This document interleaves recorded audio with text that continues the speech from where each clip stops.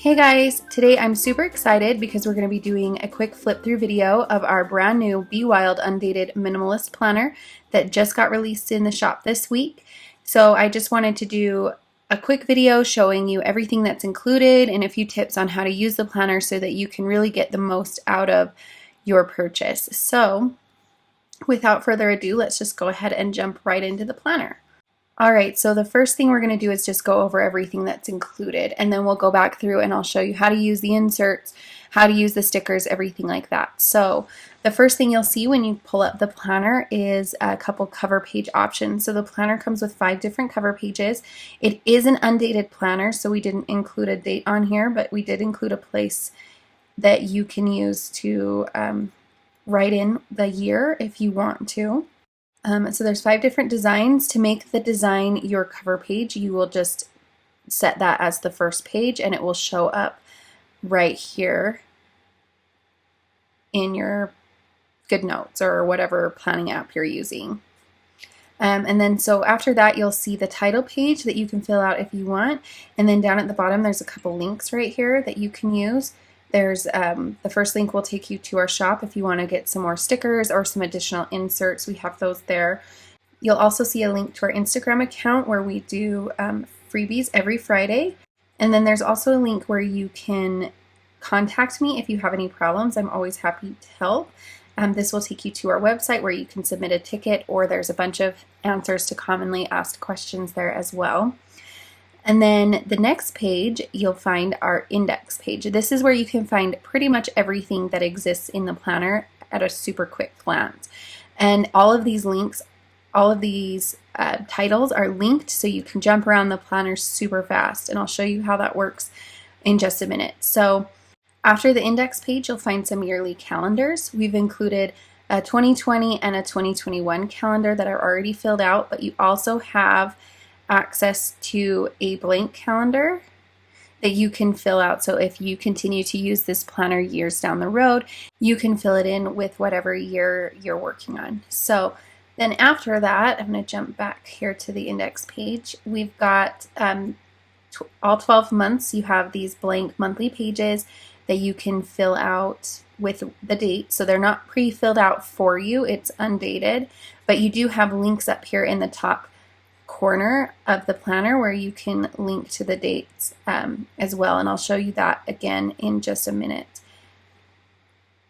And then inside each month you'll also find pages for 5 weeks and then the pages for each day, so you can have weekly or daily, however you want to fill it out.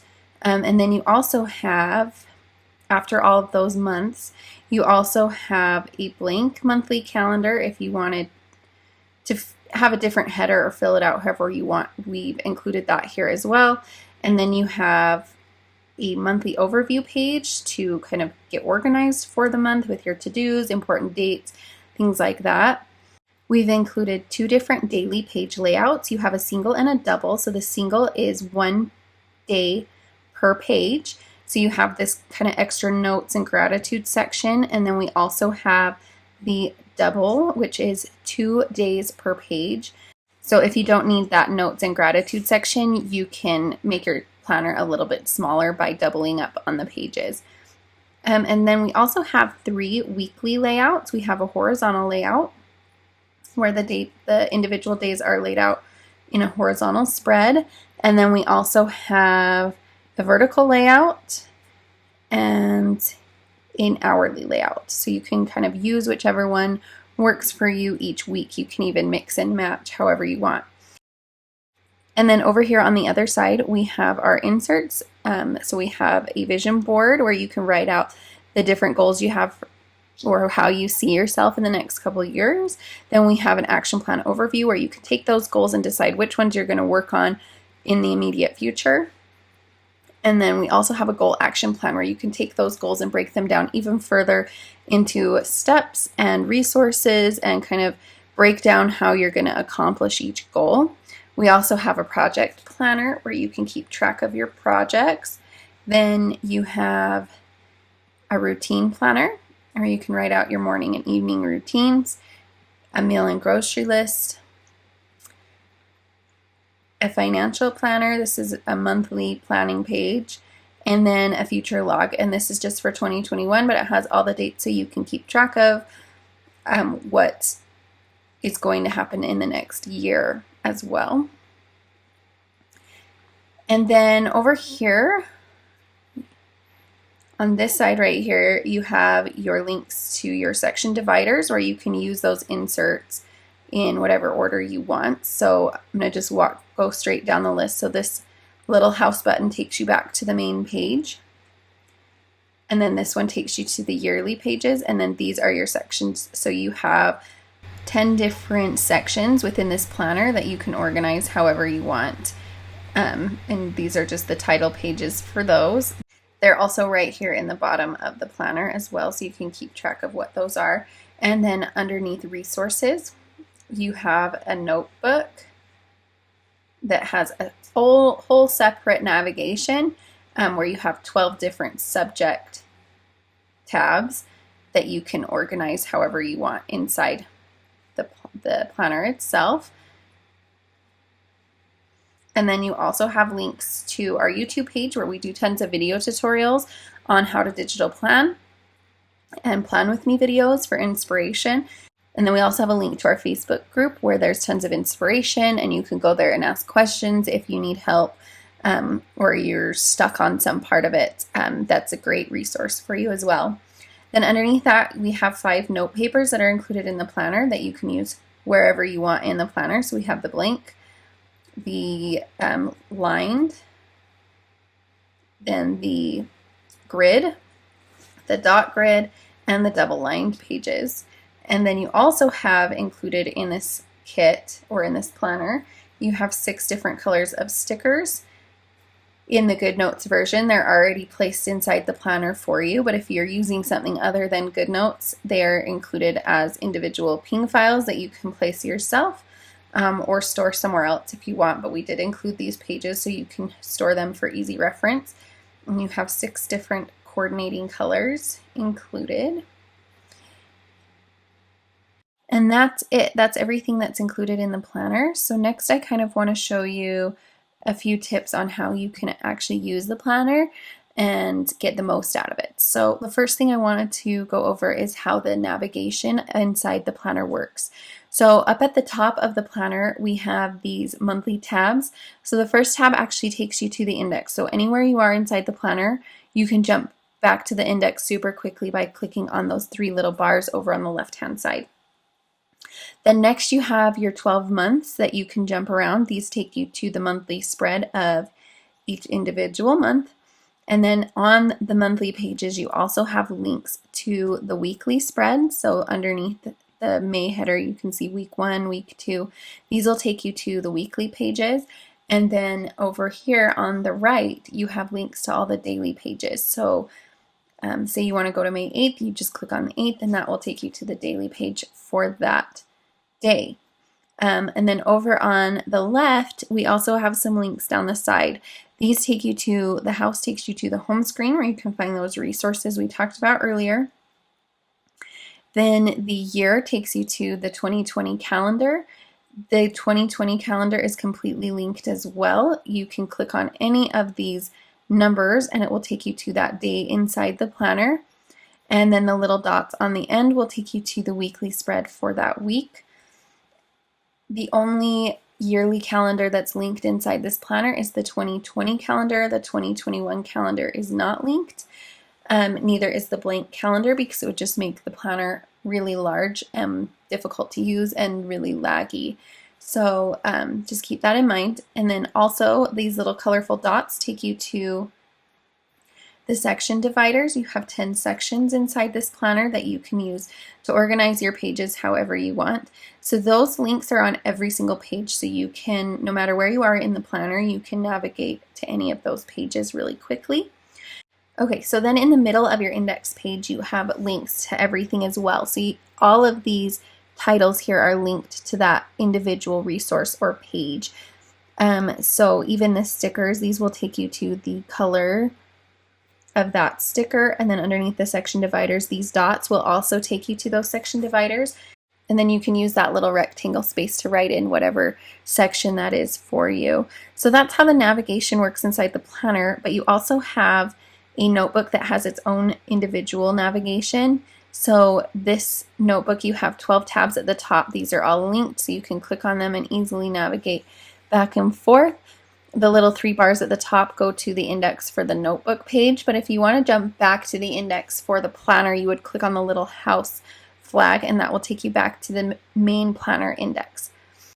So that is the navigation for the planner. Next, I want to show you how to add a page from one of these templates. So what we're going to do is actually add in the monthly overview template to one of our months. So let's go to June.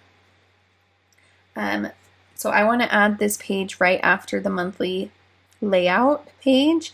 So I'm going to navigate to the monthly overview page. I'm going to click the 3 little dots over in the right hand corner, and I'm going to click copy page.